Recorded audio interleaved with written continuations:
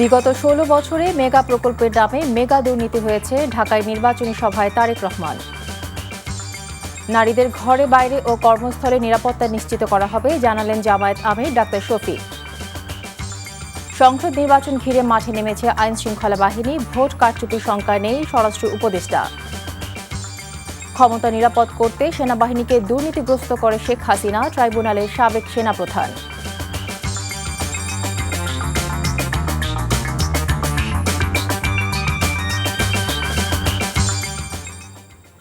আসসালামু আলাইকুম। নাইমা কেয়া স্বাগত জানাচ্ছি এনটিভির মধ্যরাতের খবরে। ক্রাউন সিমেন্ট শিরোনাম দেখছিলেন, এবারে পুরো খবর।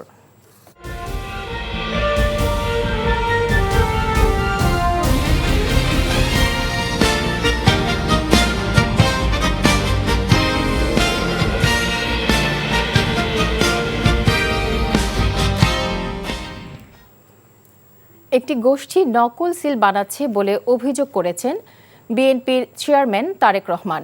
তাদের বিষয়ে সজাগ থাকার আহ্বান জানিয়েছেন তিনি। ঢাকায় বেশ কয়েকটি আসনে নির্বাচনী জনসভায় তিনি বলেন, ১২ই ফেব্রুয়ারি নির্বাচন দেশ পুনর্গঠনের নির্বাচন, তবে কোনো পরিকল্পনায় বাস্তবায়ন করা যাবে না যদি দুর্নীতির লাগাম টেনে ধরা না যায় আর আইন শৃঙ্খলা পরিস্থিতি নিয়ন্ত্রণ করা না যায়। ইফতেখার রেজাকে সাথে নিয়ে আরও জানাচ্ছেন ইমরুল আহসান। রোববার ঢাকা মহানগর উত্তরে নির্বাচনী প্রচারে নামেন তারেক রহমান। সন্ধ্যার পর ঢাকা ১৪ আসনে জনসভায় বক্তব্য রাখেন তিনি। বিএনপির ইশতেহার তুলে ধরে জনগণের কাছে ধানের শীষে ভোট চান বিএনপির চেয়ারম্যান। বিগত ১৬ বছরে মেগা প্রকল্পের নামে মেগা দুর্নীতি হয়েছে উল্লেখ করে তিনি বলেন, দায়িত্ব পেলে সবার জন্য উন্নয়ন করা হবে, গড়ে তোলা হবে নিরাপদ বাংলাদেশ। একটি গোষ্ঠী জনগণকে বিভ্রান্ত করছে বলে মন্তব্য করেন তারেক রহমান। একটি গোষ্ঠী মানুষকে ধর্মের নামে বিভ্রান্ত করে বিভিন্ন রকম কথা বলে যাচ্ছে, এবং শুধু তাই নয়, তারা চেষ্টা করছে যে বিভিন্ন রকম ষড়যন্ত্র করার। এরই মধ্যে আমরা দেখেছি তাদের দলের লোকজন নকল সিল বানাতে গিয়ে ধরা পড়েছে। প্রিয় ভাই বোনেরা, এর মধ্যে আমরা দেখেছি তাদের লোকজনেরা মা বোনদের, সরল বনা মা বোনদের কাছে গিয়ে কিভাবে তাদের এনআইডি নাম্বার নিয়েছে, তাদের বিকাশ নাম্বার নিয়েছে। আন্দোলনের সময় তারা কিভাবে জনগণকে ফেলে রেখে সেই স্বৈরাচারের ৯০ স্বৈরাচারের সাথে নির্বাচনে অংশগ্রহণ করেছিল। প্রিয় ভাই বোনেরা, বিভিন্ন সময় এই মহলের জনগণকে ফেলে রেখে চলে যাওয়ার দৃষ্টান্ত আছে। রাতে দল ও জোটের প্রার্থীর পক্ষে শ্যামলী, তেজগাঁ ও বাড্ডায় পৃথক জনসভা করেন তারেক রহমান। এই নির্বাচন যেমন সঠিক জনপ্রতিনিধি নির্বাচিত করার নির্বাচন, একইভাবে এই নির্বাচন হবে দেশের এবং দেশের মানুষের ভাগ্য পরিবর্তনের নির্বাচন। এই মুহূর্তে বাংলাদেশে একমাত্র বিএনপি হচ্ছে সেই রাজনৈতিক দল যারা এই দেশের মানুষের ভাগ্যের পরিবর্তনের জন্য অনেকগুলো পরিকল্পনা আমরা গ্রহণ করেছি। যেই পরিকল্পনাগুলো ইনশাল্লাহ আমরা বাস্তবায়ন করতে সক্ষম হব আপনারা যদি ধানের শীষকে বিজয় করেন, আপনারা যদি ধানের শীষকে জয়যুক্ত করেন। আমরা এমন কোনো কাজ করতে চাই না, এমন কোনো কাজের প্রতিশ্রুতি আমরা দিতে চাই না যা মানুষের পক্ষে সম্ভব নয়। এর আগে ঢাকা ১৫ ও ১৬ আসনে নির্বাচনী জনসভায় যোগ দেন বিএনপির চেয়ারম্যান। সব জায়গায় ঢল নামে নেতাকর্মী আর সমর্থকদের। বলেন, জুলাই গণ অভ্যুত্থান ও ভোটের অধিকার আদায়ের জন্য যারা ক্ষতিগ্রস্ত হয়েছেন তাদের ত্যাগ বৃথা যেতে দেওয়া হবে না। আমাদের সামনে একটি বিশাল বড় কাজ আছে। ১২ তারিখে আমাদেরকে সঠিকভাবে নির্ধারণ করতে হবে, নির্বাচিত করতে হবে যে কাদেরকে আমরা দেশ পরিচালনার দায়িত্ব করব। তারেক রহমান বলেন, দুর্নীতি আর আইন শৃঙ্খলা পরিস্থিতি নিয়ন্ত্রণ করতে না পারলে কোনো পরিকল্পনাই সফল হবে না। আমরা যত পরিকল্পনাই গ্রহণ করি না কেন, যদি আমরা দুর্নীতির লাগাম টেনে ধরতে না পারি তাহলে জনগণের ভাগ্য পরিবর্তন করা অত্যন্ত দুরূহ ব্যাপার হয়ে যাবে। তার জন্য আমরা দুর্নীতি এবং আইন শৃঙ্খলা রক্ষা যে কোনো মূল্যে জনগণের জন্য, এই দেশের জন্য আমরা নিশ্চিত করব।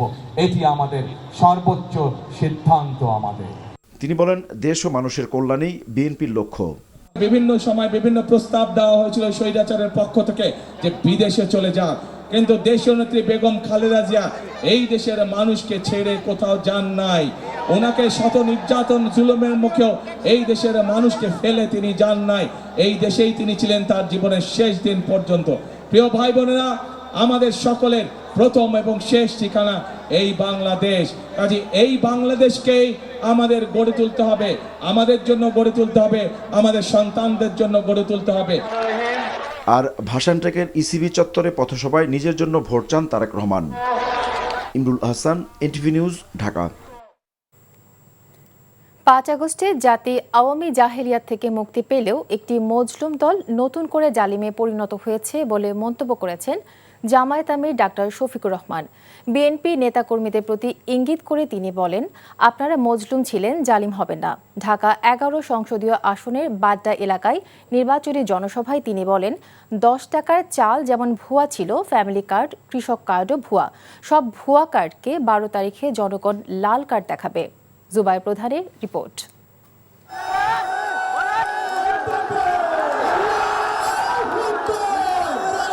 সারা দেশে নির্বাচনী প্রচারণা শেষে ঢাকা ১১ সংসদীয় আসনের জনসভার মঞ্চে জামাত আমির ডাক্তার শফিকুর রহমান।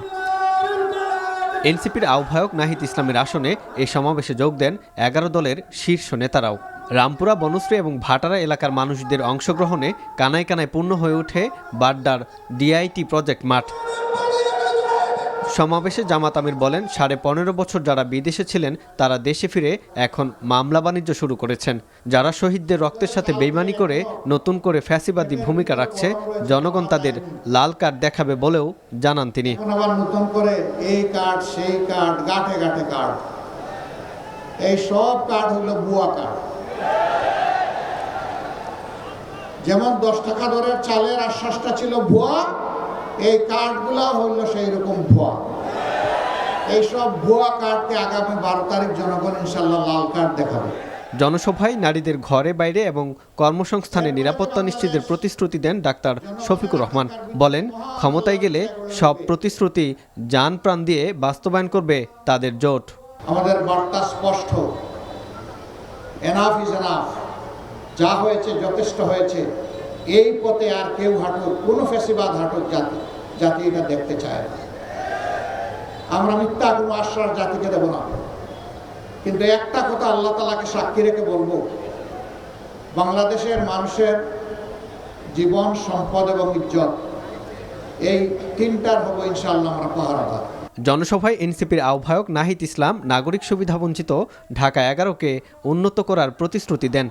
দেশকে বিপর্যস্ত করার পরিকল্পনা করছে একটি দল, এমন অভিযোগ করে ১১ দলের নেতারা বলেন, জনগণকে সেই পরিকল্পনা রুখে দিতে হবে। আমরা দেখতে পাচ্ছি বাংলাদেশে যে আরেকটি দল রয়েছে যারা বাংলাদেশকে বিপদগ্রস্ত করার পরিকল্পনা নিয়ে এগোচ্ছে। সেই প্ল্যান পরিকল্পনাকে আমাদেরকে পরাজিত করতে হবে আগামী ১২ই ফেব্রুয়ারি।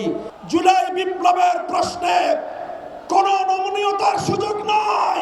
যারা হানা না হা করতেছেন, আপনারা ১৫০০ শহীদের রক্তের সঙ্গে গাদ্দারি করেছেন।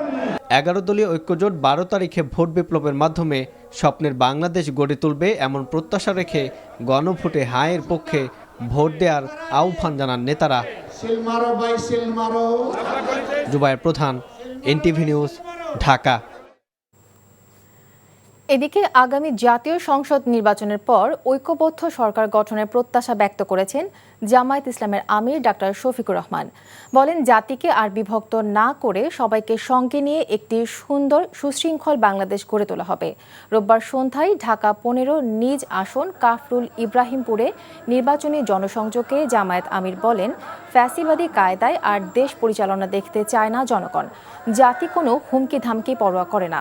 এ সময় গণভোটে হ্যাঁয়ের পক্ষে প্রচারণা চালান তিনি।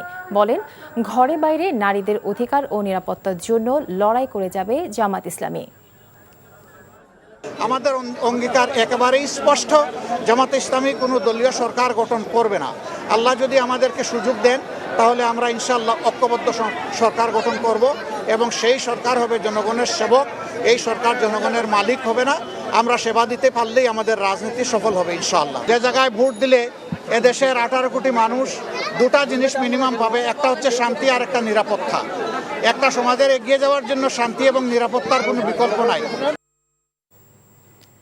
নির্বাচনে জয়ী হতে পারলে ফ্যাসিস্ট আমলে দেশের লুটপাট করা ও পাচারকৃত অর্থ ফিরিয়ে আনার প্রতিশ্রুতি দিয়েছেন এনসিপির আহ্বায়ক নাহিদ ইসলাম। পাশাপাশি গুম, খুন ও নির্যাতনে জড়িতদের বিচার নিশ্চিত করা হবে বলে জানান নাহিদ। বাংলাদেশ টেলিভিশনে জাতির উদ্দেশ্যে দেয়া ভাষণে তিনি একথা বলেন। দেশবাসী যদি আমাদের সরকার গঠনের দায়িত্ব দেয়, তবে ফ্যাসিস্ট হাসিনা আমলে লুটপাট ও পাচার হওয়া অর্থ দেশে ফিরিয়ে আনার জন্য সব ধরনের আইনি পদক্ষেপ আমরা গ্রহণ করব। লুটপাট ও অর্থ পাচারের সঙ্গে যুক্ত ব্যক্তি বা গোষ্ঠীকে দায়মুক্তি দেওয়া হবে না। খুনি হাসিনার দোসর ব্যবসায়ী গোষ্ঠী, তাদের সুবিধাভোগী আমলা ও আত্মীয় স্বজনদের আইন ও বিচারের আওতায় আনা হবে। বিদেশে পাচারকৃত এদের যে অর্থ ইতিমধ্যে শনাক্ত হয়েছে তা বাংলাদেশের কর বিভাগের কাছে সংশ্লিষ্ট ব্যক্তিদের দেওয়ার হিসাব অন্তর্ভুক্ত করে জরিমানা সহ ট্যাক্স বসিয়ে দেশে থাকা তাদের সমুদয় সম্পদ বাজেয়াপ্ত করা হবে। একই সঙ্গে চিহ্নিত লুটপাটকারীদের জাতীয় শত্রু ঘোষণা করে এদের সম্পদও বাজেয়াপ্ত করে একটি পাবলিক ট্রাস্টের মালিকানায় নিয়ে নেওয়া হবে। ত্রয়োদশ জাতীয় সংসদ নির্বাচনকে ঘিরে রোববার থেকে পূর্ণ শক্তি নিয়ে মাঠে কাজ শুরু করছে আইন শৃঙ্খলা রক্ষাকারী বাহিনী। আগামী 7 দিন আনুষ্ঠানিকভাবে নির্বাচনী দায়িত্ব পালন করবেন বিভিন্ন বাহিনীর সদস্যরা। এদিকে স্বরাষ্ট্র উপদেষ্টা মোহাম্মদ জাহাঙ্গীর আলম চৌধুরী বলেছেন, ভোট কারচুপির কোনো ধরনের শঙ্কা নেই। সুষ্ঠু নির্বাচন আয়োজনে সব ধরনের প্রস্তুতি সম্পন্ন হয়েছে। বিস্তারিত জানাচ্ছেন আবির আহমেদ। নির্বাচন কমিশনের নির্দেশনা অনুযায়ী ইতিমধ্যে আনুষ্ঠানিকভাবে মাঠে নেমেছে আইন শৃঙ্খলা রক্ষাকারী বাহিনী। শুরু হয়েছে যৌথ বাহিনীর মহড়া। এরই ধারাবাহিকতায় ঢাকার বিভিন্ন নির্বাচনী এলাকায় মহড়া দেয় আইন শৃঙ্খলা বাহিনী। স্বরাষ্ট্র মন্ত্রণালয়ের জারি করা পরিপত্রে বলা হয়েছে, নির্বাচন সুষ্ঠু, শান্তিপূর্ণ ও নিরপেক্ষভাবে সম্পন্ন করতে বিভিন্ন বাহিনীর মোট 9,70,000-এরও বেশি সদস্য নির্বাচনী দায়িত্ব পালন করবেন। এবার রংপুর বিভাগীয় কমিশনারের সম্মেলন কক্ষে আয়োজিত এক মতবিনিময় সভা শেষে স্বরাষ্ট্র উপদেষ্টা বলেন, নির্বাচন সুষ্ঠু করতে সব ধরনের প্রস্তুতি নেওয়া হয়েছে। কোনো ধরনের শঙ্কা নাই। আপনারা হেল্প করবেন, কোথাও যদি কোনো রকম কারচুপি হয় সাথে সাথে জানাবেন, আমরা সাথে সাথে অ্যাকশন নেব।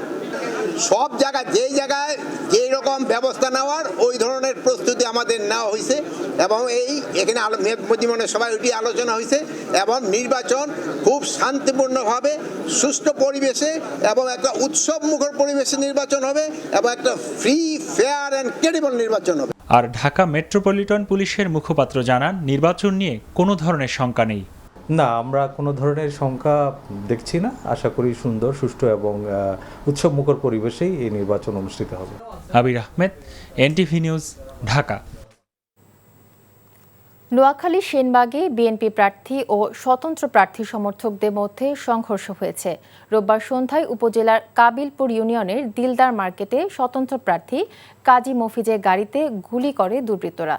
প্রতিবাদে তার কর্মী সমর্থকরা মিছিল বের করলে বিএনপি প্রার্থী জয়নুল আবেদিন ফারুকের কর্মী সমর্থকদের সাথে সংঘর্ষে জড়ায়। স্বতন্ত্র প্রার্থীর অভিযোগ, গণসংযোগ শেষে ফেরার পথে বিএনপি নামধারী একদল দুর্বৃত্ত তাকে লক্ষ্য করে গুলি করে। এতে তার গাড়ির সামনের কাঁচ ভেঙে যায়। অন্যদিকে বিএনপির প্রার্থী জয়নুল আবেদিন ফারুকের দাবি, স্বতন্ত্র প্রার্থীর লোকজন তার গাড়িতে হামলা করে ভাঙচুর করেছে। এদিকে পটুয়াখালীর 2 আসনের বাউফল উপজেলার চন্দ্রদ্বীপ ইউনিয়নের ভান্ডারিয়া বাজারে বিএনপি ও জামায়াত প্রার্থীর কর্মীরা মিছিল বের করে। দুই পক্ষ মুখোমুখি অবস্থানের এক পর্যায়ে সংঘর্ষ ছড়িয়ে পড়ে। এতে উভয় পক্ষের 20 জন আহত হয়। ঘটনার প্রতিবাদে থানা ভবন ঘেরাও করে জামায়াত প্রার্থী শফিকুল ইসলাম মাসুদের নেতৃত্বে স্থানীয়রা। পরে খবর পেয়ে সেনাবাহিনী ও পুলিশের ঊর্ধ্বতন কর্মকর্তারা গিয়ে পরিস্থিতি নিয়ন্ত্রণে আনে। আইন শৃঙ্খলা রক্ষার্থে যাতে বাউফলের আইন শৃঙ্খলা বজায় থাকে, শান্তি শৃঙ্খলা থাকে, কোনো ধরনের অনুবিপ্রেত কোনো ঘটনা যাতে না ঘটে। এখানে যত পর্যন্ত মারামারি হয়েছে আমরা চাই না আর এই ধরনের কোনো ঘটনা ঘটুক। এই ধরনের কোনো কারো আচর যাতে কারো গায়ে না পড়ে, আমরা সেই জন্য আমরা সর্বোচ্চ সদস্য থাকবো। আমরা সর্বোপরি আপনাদের সকলের সাহায্য চাই। নির্বাচনী প্রচারণায় ব্যস্ত সময় পার করছেন বিএনপি, জামায়াত ইসলামী, এনসিপি সহ বিভিন্ন রাজনৈতিক দলের প্রার্থী ও তাদের সমর্থকরা। ভোটের দিন ঘনিয়ে আসায় ভোটারদের কাছে দিচ্ছেন নানা প্রতিশ্রুতি। শওকত করিমের ডেস্ক রিপোর্ট। রাষ্ট্র সংস্কারের পক্ষে অবস্থান নিয়ে হ্যাঁ ভোট দেওয়ার আহ্বান জানিয়েছেন ঠাকুরগাঁও ১ আসনের বিএনপির প্রার্থী ও দলের মহাসচিব মির্জা ফখরুল ইসলাম আলমগীর। বক্তব্য রাখেন পথসভায়। জবাব দিতে থাক, তাই না? এই থেকে আমরা বলতেছি আমরা হ্যাঁ ভোট। আপনি যদি হ্যাঁ দেন তাহলে সংস্কারটা হবে, আর যদি না দেন তাহলে হবে না। কক্সবাজারের পেকুয়ায় গণমিছিল শেষে পথসভায় বক্তব্য রাখেন বিএনপির স্থায়ী কমিটির সদস্য এবং কক্সবাজার ১ আসনের দলের প্রার্থী সালাউদ্দিন আহমদ। যে উৎসাহ, যে উদ্দীপনা আমি দেখেছি, ইনশাআল্লাহ বিশাল ব্যবধানে, রেকর্ড পরিমাণ ব্যবধানে ধানের শীষ সারা বাংলাদেশের মতো এখানেও জয়যুক্ত হবে ইনশাআল্লাহ। সিরাজগঞ্জের শাহজাদপুরে ১১ দলীয় জোটের জনসভায় এনসিপির দক্ষিণ অঞ্চলের মুখ্য সংগঠক হাসনাত আবদুল্লাহ বলেন, ভোট কেন্দ্র দখলের অপচেষ্টা মেনে নেবে না জনগণ। এবারে যদি আপনারা জনগণের ভাগ্যকে নিয়ে খেলেন, ভোট ডাকাতির প্রস্তুতি নেন, আপনারা যদি সেন্টারগুলোকে দখল করেন, বাংলাদেশের জনগণের যদি বিরোধিতা করে, আপনারা পালানোর কোনো রাস্তা পাবেন না। নীলফামারী ২ আসনে জামায়াতের প্রার্থী অ্যাডভোকেট আল ফারুক আব্দুল লতিফের সমর্থনে মিছিল ও আলোচনা সভায় ঢল নামে দলের মহিলা শাখার নেতাকর্মীদের।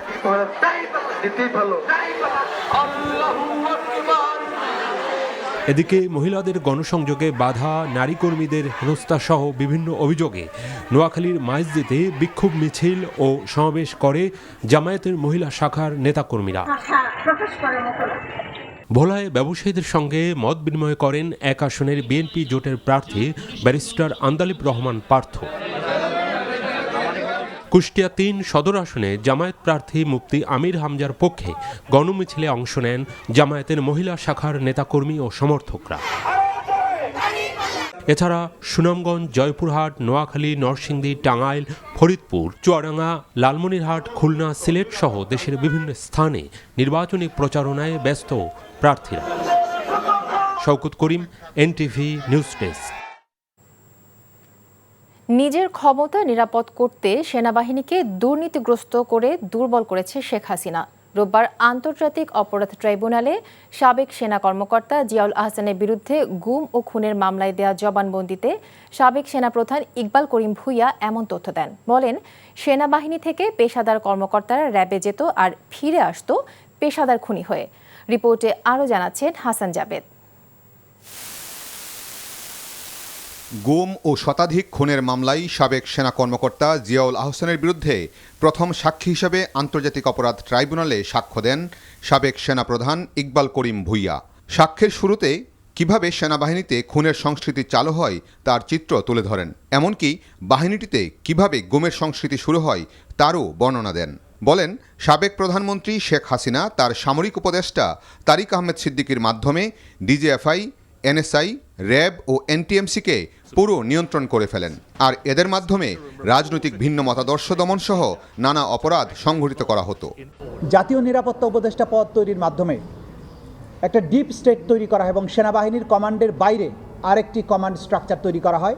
সেই কমান্ড স্ট্রাকচারকে দিয়ে সেনাবাহিনীর কোনো অংশকে দিয়ে তাদেরকে নানান ধরনের অপরাধমূলক কার্যক্রম করা হয়েছে বলে তিনি সাক্ষী দিয়ে বলেছেন। এই যে নেক্সাস, অপরাধের নেক্সাস, সেটা যে শেখ হাসিনা, তারিক সিদ্দিকী, জিয়াউল আহসান গং এটা করেছেন। এই সেনাবাহিনী সম্পর্কে উনি অনেক গীবত গেয়েছেন, যেটা একজন সেনাবাহিনীর প্রধানের কাছ থেকে অন্ততপক্ষে প্রকাশ্যে এটা আমি আশা করিনি।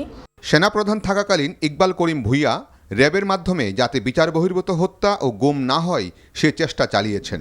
এমনকি তা বাস্তবায়ন করতে না পেরে শেষ পর্যন্ত র্যাবে কর্মরত সেনা সদস্যদের সেনাবাহিনীতে ফিরিয়ে আনতে প্রধানমন্ত্রী শেখ হাসিনার কাছে আবেদন করেছিলেন, কিন্তু সেই আবেদনের পরও কোনো পদক্ষেপ নেওয়া হয়নি।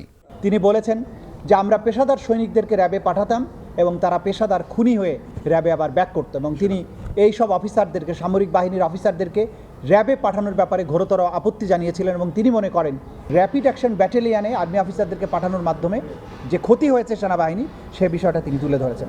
র্যাবের তৎকালীন কর্মকর্তা জিয়াউল আহসানকে তার অপরাধ ও অধ্যত্বপূর্ণ আচরণের কারণে সেনানিবাসে প্রবেশে নিষেধাজ্ঞা দিয়েছিলেন সেনাপ্রধান ইকবাল করিম ভূঁইয়া, কিন্তু প্রধানমন্ত্রীর হস্তক্ষেপে সেই নিষেধাজ্ঞা তুলে নিতে হয়েছিল।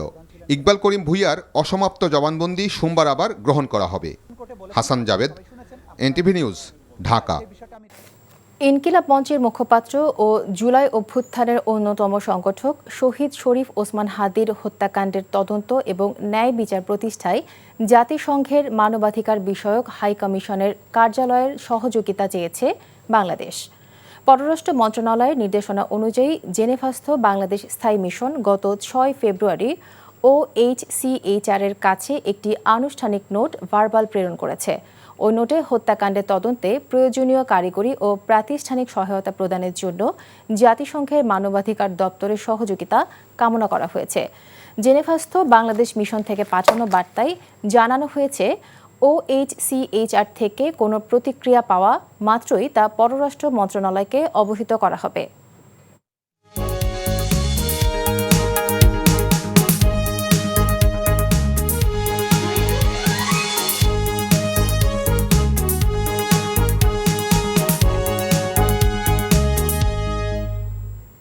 নাসির সিনটেক্স গ্রুপ নির্বাচন পথে পথে। নানা প্রতিশ্রুতি আর উন্নয়নের বার্তা নিয়ে ভোটারদের দাঁড়ে দাঁড়ে যাচ্ছেন চাঁদপুরের 5টি আসনের প্রার্থীরা।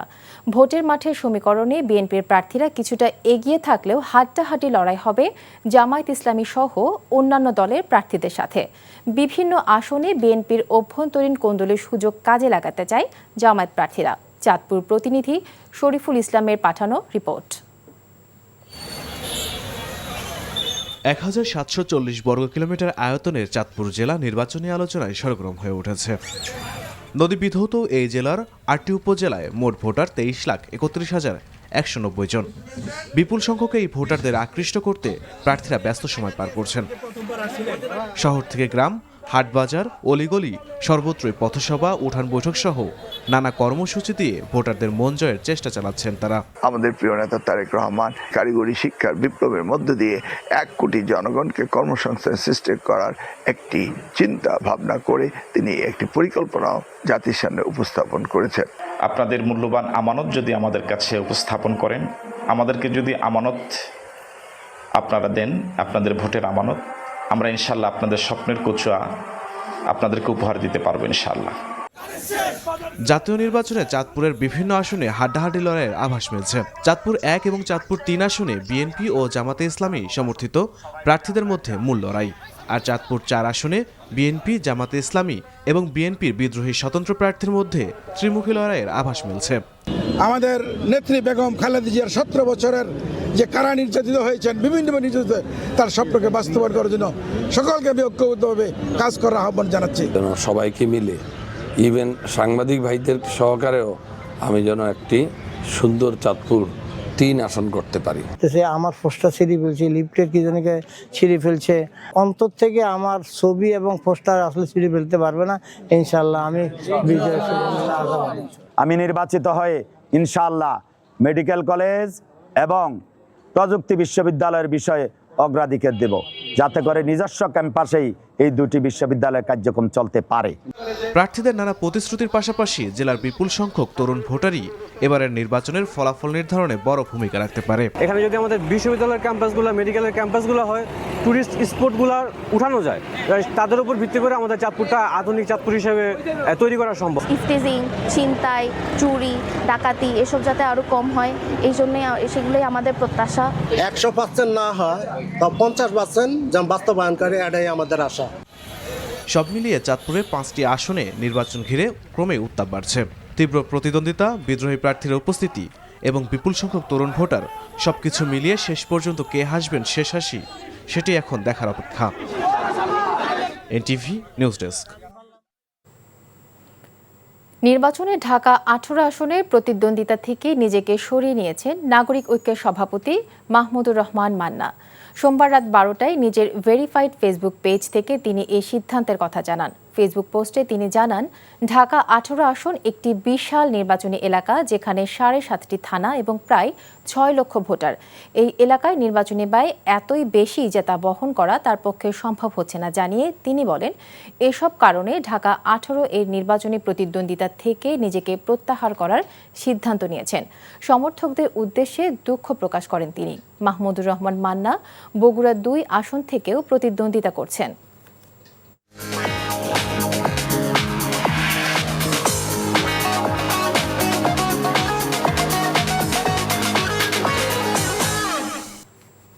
মার্কেন্টাইল ব্যাংক অর্থনীতির খবর।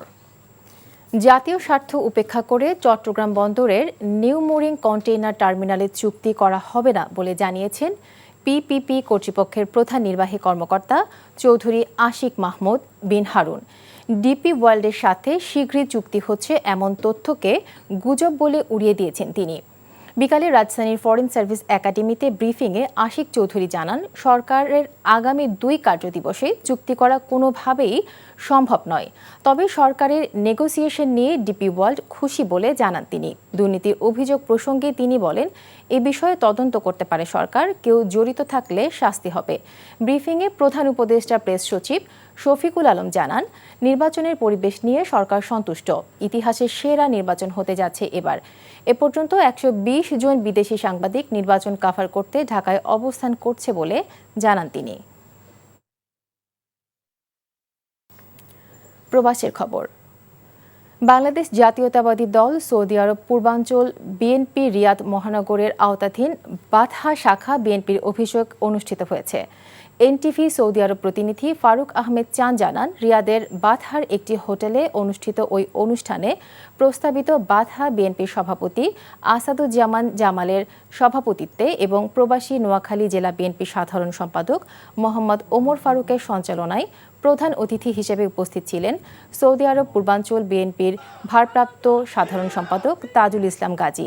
প্রধান বক্তা হিসেবে উপস্থিত ছিলেন সৌদি আরব পূর্বাঞ্চল বিএনপির প্রচার সম্পাদক আরমান চৌধুরী।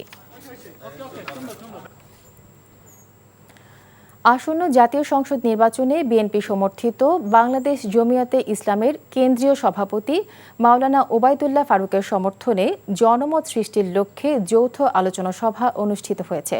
সৌদি আরবের জেদ্দায় এ আলোচনা সভার আয়োজন করে বিএনপি ও জমিয়তে উলামায়ে ইসলাম জেদ্দা মহানগর শাখা। সিলেট 5 আসনে খেজুর গাছ মার্কায় প্রতিদ্বন্দ্বিতা করছেন ওবায়দুল্লাহ ফারুক। সৌদি আরবের জেদ্দা থেকে মাসুদ সেলিম জানান, জমিয়তে উলামায়ে ইসলাম জেদ্দা শাখার সভাপতি মাওলানা হারিস উদ্দিনের সভাপতিত্বে এবং সাধারণ সম্পাদক মাওলানা বিল্লাল উদ্দিনের সঞ্চালনায় অনুষ্ঠানে প্রধান অতিথি ছিলেন জমিয়তে উলামায়ে ইসলাম সৌদি আরব কেন্দ্রীয় কমিটির সভাপতি মাওলানা আব্দুল জলিল। খবর শেষ করছি, যাবার আগে ক্রাউন সিমেন্ট শিরোনামগুলো আরেকবার। বিগত 16 বছরে মেগা প্রকল্পের নামে মেগা দুর্নীতি হয়েছে, ঢাকায় নির্বাচনী সভায় তারেক রহমান। নারীদের ঘরে বাইরে ও কর্মস্থলে নিরাপত্তা নিশ্চিত করা হবে, জানালেন জামায়াত আমির ডাক্তার শফিক। সংসদ নির্বাচন ঘিরে মাঠে নেমেছে আইন শৃঙ্খলা বাহিনী, ভোট কারচুপির শঙ্কা নেই স্বরাষ্ট্র উপদেষ্টা। ক্ষমতা নিরাপদ করতে সেনাবাহিনীকে দুর্নীতিগ্রস্ত করে শেখ হাসিনা, ট্রাইব্যুনালের সাবেক সেনাপ্রধান। এই ছিল মধ্যরাতের খবরে। এই খবরের ভিডিও সহ আপডেট জানতে ভিজিট করুন NTV অনলাইন www.ntvbd.com। এছাড়াও NTVর জনপ্রিয় সব অনুষ্ঠান ও খবরের আপডেট জানতে ভিজিট করুন আমাদের ইউটিউব ও ভেরিফাইড ফেসবুক পেজে। এতক্ষণ সাথে থাকার জন্য ধন্যবাদ সবাইকে।